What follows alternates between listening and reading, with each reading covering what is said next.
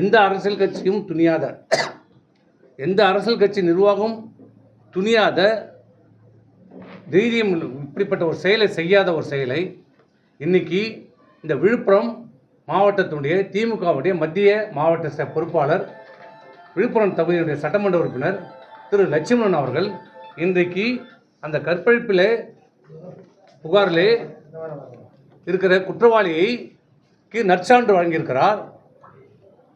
அவர் இந்த சம்பவம் உண்மை இல்லை என்று சொல்லுகிறார். சிறந்த ஒன்றிய செயலாளர், சிறப்பாக செயல்பட்டுக்கின்ற செயலாளர் என்று அவருக்கு பத்திரம் கொடுக்கிறார், சிறப்பு கொடுக்கிறார். இதை சொன்ன எங்கள் மீது வழக்கு போடுவோம் என்று மிரட்டுகிறார். வழக்கு வரட்டும், அதை நாங்கள் பார்த்துக்கிறோம். ஆனால் நாங்கள் கேட்பது தமிழகத்தினுடைய முதலமைச்சரையும் குறிப்பாக திமுகவுடைய தலைவராக இருக்கிற திரு மு க ஸ்டாலின் அவர்கள் கேட்கிறேன், இதுதான் நீங்கள் பெண்களை காப்பாற்றுகின்ற லட்சணமா? உண்மையா இல்லையா என்பது யார் நிரூபிக்கிறது, தீர்மானிப்பது? நீதிமன்றம். நீங்கள் வழக்கு போட்டீங்க, விசாரணை பண்ணுங்க, குற்றப்பத்திரிகை தாக்கல் செய்க. நீதிமன்றத்தில் அவர் குற்றவாளியா இல்லையா நிரூபணம் நீதிமன்றம் சொல்லணும். ஆனால்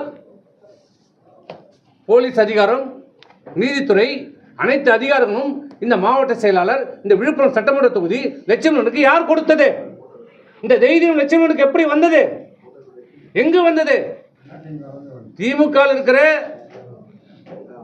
பெருந்தலைவர்களை கூட செய்ய துணியாத, அனைத்து கட்சியிலுமே சொல்ற, திமுக எந்த கட்சியிலுமே எந்த தலைவருமே செய்ய துணியாத, தைரியம் வராத ஒரு செயலை, ஒரு கேவலமான செயலை, ஒரு பெண்ணுக்கு ஒரு அநீதி ஏற்பட்டிருக்கிறது, கற்பழிக்கப்பட்டிருக்கிறார். 8 மாத காலமாக ஆபாச வீடியோ எடுத்து கற்பழிக்கப்பட்டிருக்கிறார்.